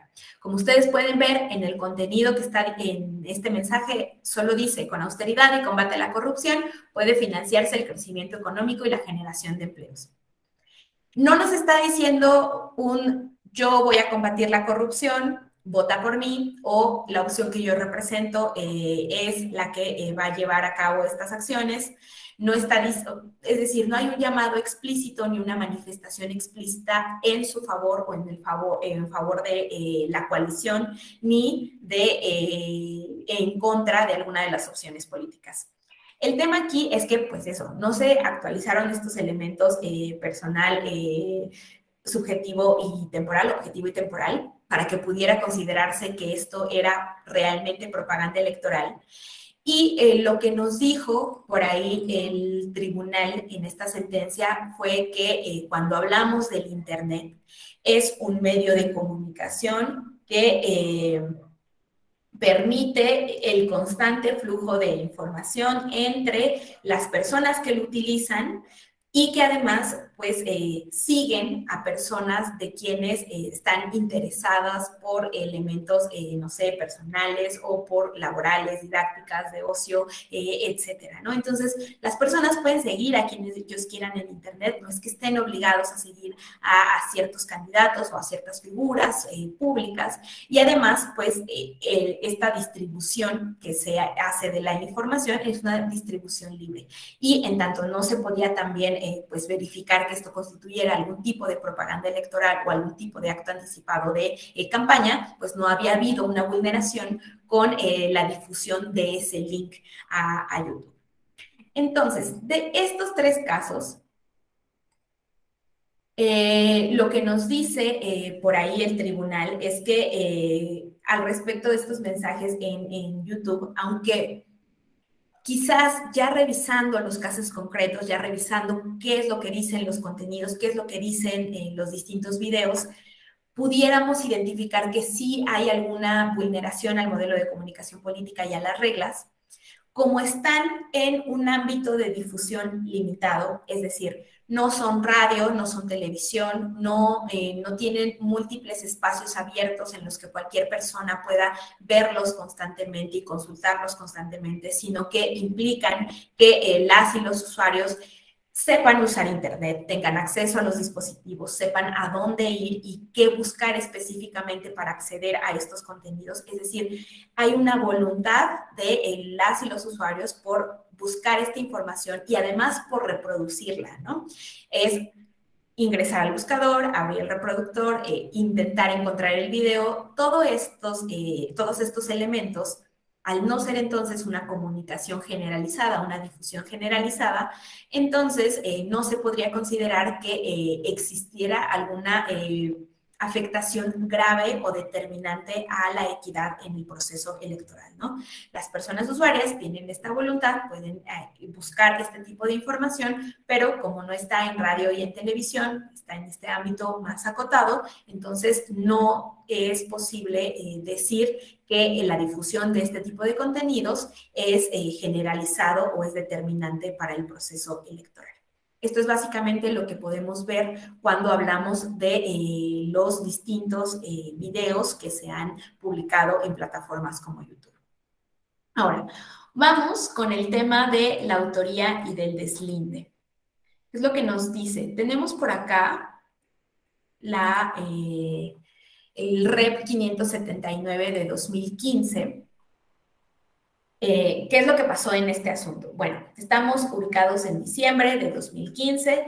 El PRI por ahí presenta una impugnación relacionada con un spot de radio, pero también específicamente un video que se había subido a la cuenta de Facebook de unos diputados federales del Distrito 1 de Aguascalientes.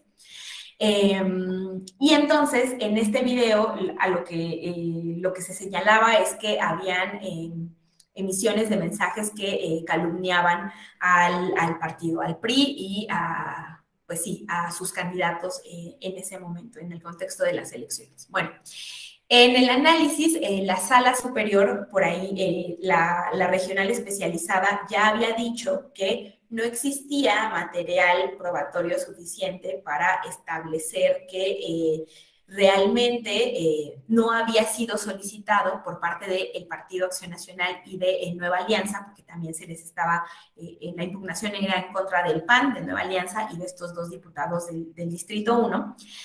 Y lo que decía en la sala regional especializada es que en ningún momento los partidos políticos pudieron comprobar que ellos no habían solicitado la difusión de estos mensajes que denigraban y calumniaban al PRI, ¿no? El tema aquí, y esto es bastante importante porque hay por ahí un asunto que me acuerdo, creo que era de 2012, en los que se planteaba que, pues, las personas no podían, si se estaba haciendo uso de la imagen de un partido político o de un actor político, entonces pues ellos no tenían influencia sobre quién hacía uso de su imagen.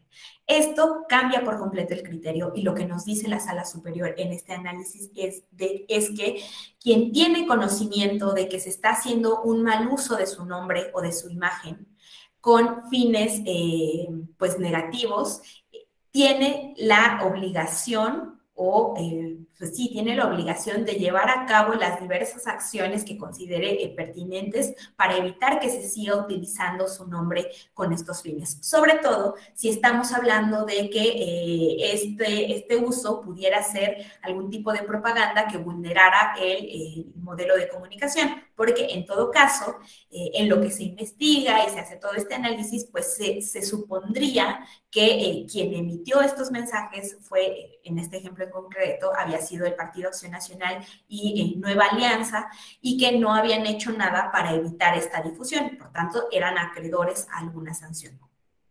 Y lo que nos decía la sala superior en este asunto es que cuando hablábamos de esta propaganda electoral en Internet, las autoridades no pueden deslindar responsabilidades solamente con el hecho de que las personas o los partidos involucrados que se asumen como acusados digan que ellos no fueron los responsables de esta autoría.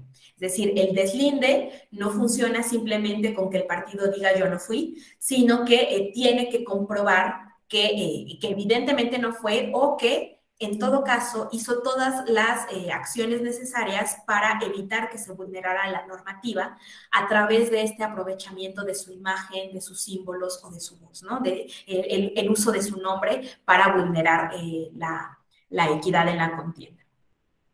Ahora, y por eso es que surge por acá esta tesis. ¿Qué es lo que nos ha dicho el tribunal sobre los tweets y los retweets? Bueno, en este apartado vamos a revisar estos cuatro asuntos. El primero, el 611 de 2018, que es este por acá, seguramente lo tienen más cercano, más fresco, porque se presentó en el contexto de la campaña electoral a la presidencia de 2018, ¿no? Y por ahí es un partido que en ese momento pues era Morena, denunció ante el INE al entonces vocero de la coalición contraria porque había dado un retweet desde su cuenta personal a un spot que es este spot acompañado con el hashtag no lo dejes manejar, ¿no? El spot, si no tuvieron la oportunidad de verlo, si no lo recuerdan, básicamente era una persona que asemejaba físicamente al entonces candidato a la presidencia, a AMLO, y había una mujer que era la copiloto que le estaba diciendo como de, tú ya no puedes manejar, ¿no? Este auto ya no necesita llave, es eléctrico, no sé qué. O sea, venían varios elementos. Este es el spot, lo que hace el vocero simplemente es dar retweet desde su cuenta personal y entonces cuando llega el caso a la sala regional especializada y entra al análisis, lo que hace la especializada es sancionar al vocero por considerar que había con este spot se estaba discriminando a las personas adultas mayores porque existía una connotación de que envejecer generaba una especie de disminución de capacidades intelectuales y capacidades motrices. Entonces estaba el elemento de la discriminación a grupos vulnerables, pero además había pues vulnerado en ese sentido el modelo de comunicación política. Esto es lo que dice la sala especializada. El vocero va a la sala superior y presenta a otro medio y básicamente lo que él dice es, la sala 1 omitió analizar la autoría del video, yo solo le di retweet, yo no le elaboré, no es mi contenido, es mi cuenta de red social y entonces yo puedo compartir en mi red social lo que yo quiera, es mi libertad de expresión y lo que está haciendo la sala es limitar mi libertad de expresión y además sancionarme por un video que yo no hice, ¿no? Bueno. La sala superior entra al análisis y lo que hace es revocar esta sanción por considerar precisamente eso, que retuitear este contenido por parte del vocero, pues formaba parte de su libertad de expresión. No había forma de probar que él había generado el video, además, pues eso, se había compartido desde otra cuenta y simplemente lo había compartido en un momento en el que no había ningún tipo de afectación a la contienda, es decir, estaban en campañas, no había alguna veda, no existía nada para los actores políticos en ese momento y entonces estaba haciendo ejercicio de su libertad de expresión. Y lo que dice en esta sentencia la sala superior es que, pues uno, las redes sociales gozan de esta presunción de espontaneidad, ¿no? Que un poco ya mencionaban por acá en la sesión. Y que en ese sentido, las responsabilidades que pudieran derivarse o que pudieran presentarse deben estar expresas en la ley, ¿no? Tiene que ser específico, es decir, no se puede hacer A, B, C y D y entonces comparar e identificar si ese actor político llevó a cabo esos elementos y en todo caso sancionarle al respecto de ellos, ¿no? Tiene que estar expreso en la ley y tienen que ser necesarias para asegurar estos derechos a la reputación de las personas, a la protección de la seguridad nacional, al orden público, a la salud o a la moral pública, que son estas limitaciones adecuadas a la libertad de expresión de las que ya habíamos hablado un poquito, ¿no?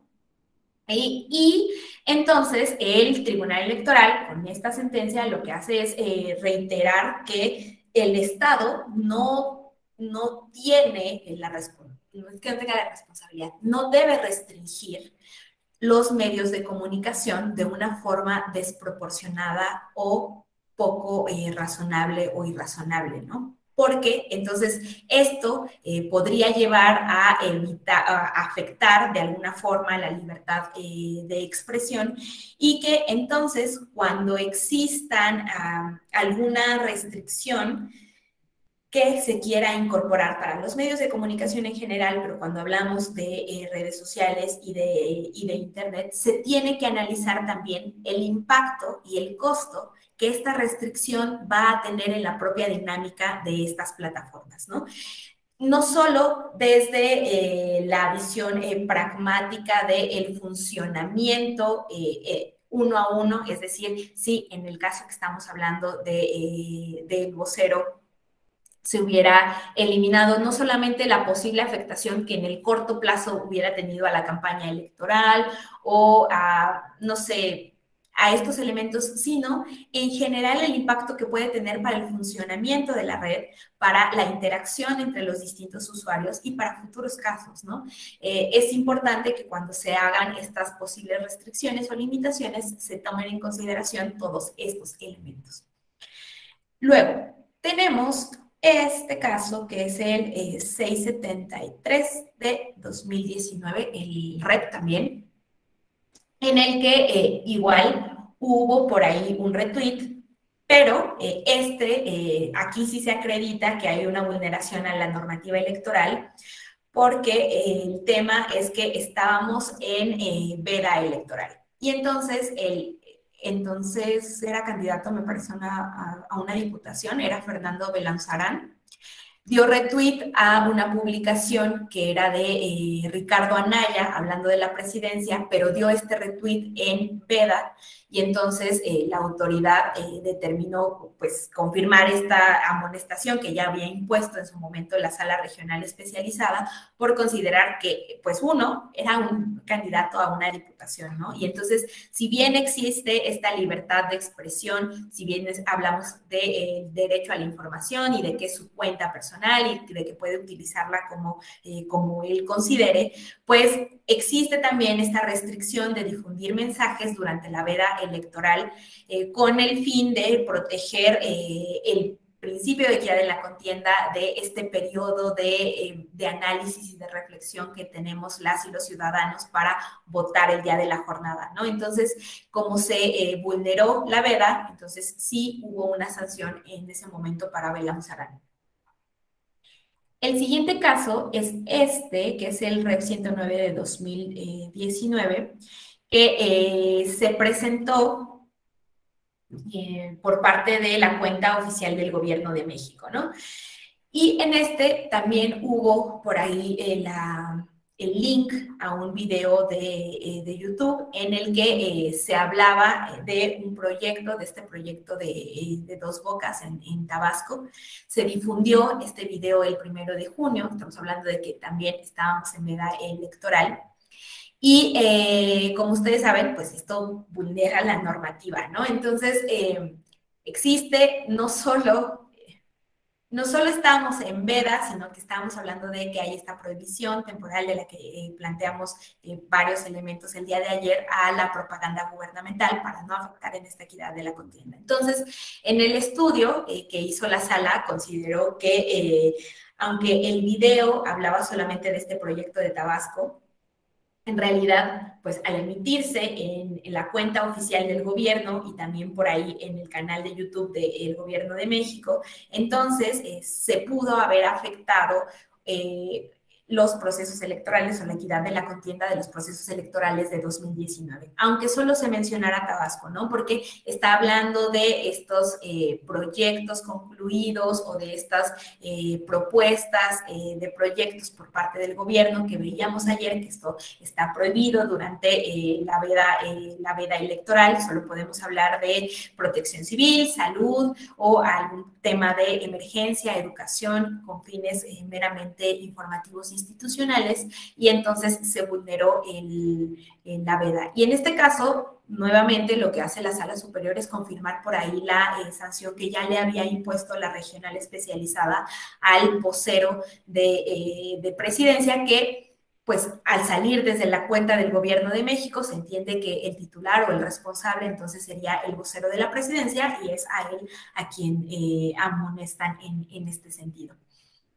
Y otro caso es este de por acá, que también lo habíamos como visto un poco de paso en las sesiones previas, es el tema del Partido Verde, ¿no? Este caso es no me acuerdo del número, el REP 542 de 2015, bueno, por acá está el sancionador, por si quieren revisar también el previo, pero bueno, es este de 2015 que se presenta con el Partido Verde sobre estos tweets que emitieron varias personas pertenecientes al medio del espectáculo y del entretenimiento en veda electoral. Recordemos que el día de la jornada, ese domingo, varias personas artistas por ahí publicaron como voy a votar por tal partido porque considero que esta opción es la mejor, ¿no?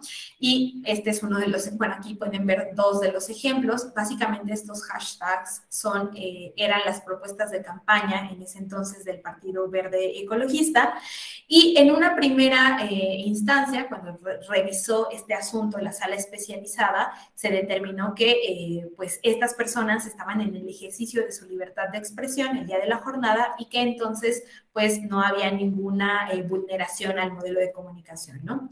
Sin embargo, cuando el asunto llega a la sala superior, la sala lo que hace es revocar esa sentencia de la especializada y básicamente lo que dice es que de entrada se entiende como atípico que un grupo específico, de un gremio específico, publique o haga publicaciones en sus redes sociales el mismo día con básicamente el mismo tipo de mensajes, todos haciendo un llamado pues implícito hacia el voto de una opción política, ¿no?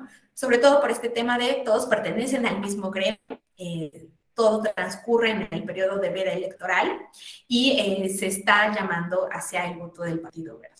Y entonces lo que nos dice por ahí la sala es que pues ahora la sala especializada tenía que hacer nuevamente el análisis de quiénes eran las personas que habían emitido los mensajes, cuáles eran el número de seguidores de las cuentas que tenían, el contenido de los tweets, es decir, no solamente el tipo de lenguaje que estaban utilizando, los temas que eran los que estaban recuperando, las características específicas con este vínculo de los contenidos del mensaje, pero el vínculo con las propuestas del Partido Verde. Les decía, estas imágenes que estaban en los hashtags básicamente eran las propuestas del partido. Y lo que dijo la sala también es que existe, sabemos, esta libertad de expresión en el proceso electoral, una protección reforzada o especial para tratar de privilegiar este debate público y que este elemento pues claramente se potencia con el internet y con las redes sociales, ¿no? Con el tema de la horizontalidad, la inmediatez, etcétera. Hay cobijo por parte del internet de un mayor debate público en el contexto de un proceso electoral. Pero las circunstancias del caso, cómo se presentó, la forma en la que estaban redactados los mensajes, los temas, y el hecho de que pertenecieran, insisto, a este mismo gremio, pudiera llevarnos a pensar que pues todo formaba parte de una estrategia propagandística, ¿no? No estábamos hablando del uso de redes sociales con base en libertad de expresión, sino en realidad pues era una estrategia. Entonces por ahí solicita a la especializada que revise este tema, que vuelva a analizarlo y que en todo caso sancione con base en los resultados. ¿Y por qué hablo de estas sanciones? Porque tenía que sancionar al partido político, claramente, por haber vulnerado la veda y la regulación de comunicación, pero también por ahí había, no sé si les puse por acá, no les puse esa imagen, pero había también por ahí un tuit de quien en ese entonces era un candidato suplente a una diputación. Raúl Araiza había hecho también esta publicación y entonces pues tenía que haber una sanción también por la vulneración a la veda. Ahora, este caso pues es el caso de 2015, sin embargo, también habíamos recuperado por aquí en la sesión un caso muy similar, igual con el Partido Verde, sobre el tema de Instagram, ¿no? Que se dio el año pasado. Recordemos, Instagram tiene esta opción de historias y eso significa que puedes hacer las publicaciones en tu perfil, en tu feed, pero también puedes publicar en el apartado de historias y ahí duran solamente 24 horas. Entonces, en 2021 lo que sucedió fue que el Partido Verde nuevamente recurrió a varias influencers para publicar en sus historias previo a la jornada electoral. Normalmente las publicaciones se hicieron el sábado a mediodía, más o menos, por la noche, y entonces duraron toda esa noche previa a la jornada y toda la jornada electoral, las 24 horas, en función de tú por quién vas a votar, ¿no? Básicamente la dinámica era, hazme una pregunta, abrían esa posibilidad y entonces supuestamente alguien les preguntaba por quién vas a votar y la respuesta era, pues todavía no estoy seguro, pero estoy viendo las opciones y el Partido Verde tiene las mejores porque no sé qué. O a veces no mencionaban el nombre del Partido Verde, pero sí mencionaban las propuestas de campaña del partido, ¿no?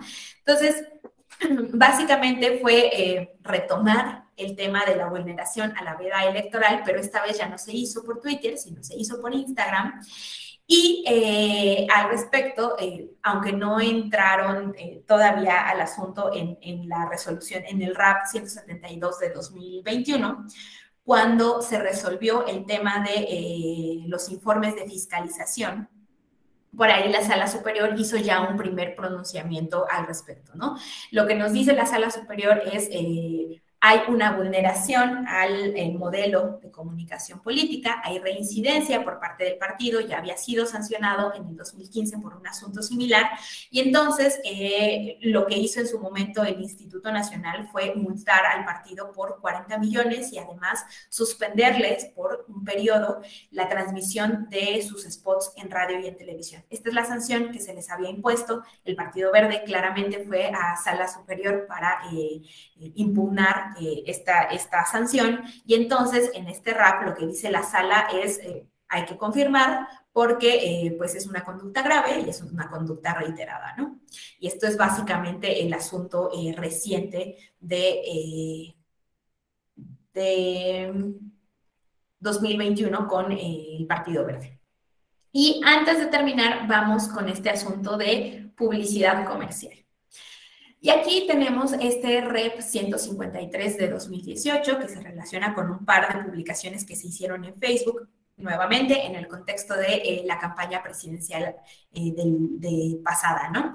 Y lo que sucede es que por ahí llegó el PAN al INE a solicitar medidas cautelares para que se bajaran estas imágenes de varias cuentas de Facebook, porque lo que decía el partido es que había una especie de condicionamiento del voto por parte de estos restaurantes o de estos comercios, ¿no? Y llega el asunto a Sala Superior y Sala Superior confirma pues que esto no es, no se puede considerar publicidad, propaganda electoral, no hay una vulneración al modelo de comunicación política, los comercios, las empresas están bajo el amparo de libertad de expresión y ellos pueden ofrecer lo que quieran en sus promociones, digamos, porque en realidad, básicamente lo que estaban diciendo era, si gana AMLO, entonces nosotros, por ejemplo, te disparamos por acá los 300 primeros filetes de pescado. Acá eran 1000, ay, es algo de cerveza, pero no sé si dice litros de cerveza. Y por acá también eran, te invitaban cerveza, ¿no? Estas eran como las promociones que tenían en caso de que ganara AMLO. Y entonces Sala Superior lo que dijo es, recordemos que la propaganda electoral no solo necesita que haya estos signos visuales o gráficos o auditivos que refieran a un candidato, que en este caso pues sí se cumplirían, ¿no? Tenemos la imagen de quién era candidato a la presidencia, sino que además pues tiene que tener este sentido inequívoco sobre su finalidad electoral. Y esto significa, tiene que haber un llamado al voto en favor o en contra de la candidatura o el partido político. O publicitar o promocionar la plataforma electoral o intentar posicionar a alguna candidatura en específico. Estos elementos, básicamente, o sea, no se cumplen con estos promocionales que puso a disposición estos restaurantes, estas empresas, y entonces tampoco hay, o tampoco se puede de los elementos de los propios gráficos identificar que haya un condicionamiento del voto a cambio de este bien o de este servicio. Y lo que dice por ahí la sala también es que cuando existe este condicionamiento, normalmente suele ser bienes o de servicios de primera necesidad para un sector vulnerable. Y en este caso, pues no estábamos en ese supuesto y además tampoco se estaba ejerciendo algún tipo de presión hacia el electorado. Entonces, por ahí la sala lo que hace es emitir esta jurisprudencia, la 19 de 2016, que básicamente reitera que las redes sociales permiten este ejercicio democrático, abierto, plural, expansivo de la libertad de expresión, y esto provoca que cualquier postura, limitación que se pueda generar para modificarlas, tiene que, insisto, revisar el impacto que puede llegar a tener, ¿no? Porque lo que se busca es siempre proteger, o sea, salvaguardar, digamos, la interacción genuina como parte del ejercicio de su libertad de expresión. Entonces, a modo de conclusión de estos distintos criterios que revisamos el día de hoy, les decía, vamos con ¿qué es lo que pasa con contenidos de YouTube y de páginas de Internet? Se apela a que requieren su consulta de la voluntad de los usuarios para encontrar estos contenidos, y entonces son contenidos limitados en cierto sentido, no pueden ser generalizados, y por tanto, en caso de que estos vulneren de alguna forma el modelo de comunicación política, esa vulneración no, o sea, por la forma en la que están presentados, no va a ser una vulneración grave ni determinante para esta equidad en la contienda. Y también el tema del deslinde, ¿no? Decir que no se es autora o que no se es autor de determinados contenidos que están siendo distribuidos en Internet y que vulneran el modelo, no basta para que la autoridad deslinde esta responsabilidad, ¿no? Las personas que se encuentren en este supuesto, que se esté haciendo uso de su imagen, de su nombre, tienen que presentar todas las pruebas necesarias para evidenciar que trataron de evitar que se cometieran estos actos o estas infracciones. Y también el tema de, en general, cuando hablamos de redes sociales y de Internet, la actuación espontánea, ¿no? Estas redes sociales contribuyen al diálogo, a la libertad de expresión, y entonces en la medida de lo posible siempre se va a intentar que continúe una dinámica completamente abierta de ejercicio de la libertad de expresión, y los límites que en todo caso se impongan a esta libertad pues solo tienen que buscar proteger el principio de equidad en la contienda o estas limitaciones que tenemos por ahí en el texto constitucional a la libertad de expresión en general, ¿no? Básicamente, estos serían los criterios generales cuando hablamos ya del uso de Internet y de redes sociales. Nuevamente, les decía, por acá, al final de la sesión de ayer, o sea, cuando entren a la presentación, están todas las fuentes que les dije de bibliográficas, pero también puse por ahí sentencias, resoluciones, jurisprudencias tematizadas para que puedan entrar a los distintos temas que se ha dicho de calumnia, de libertad de expresión, de redes, etcétera, que están por ahí.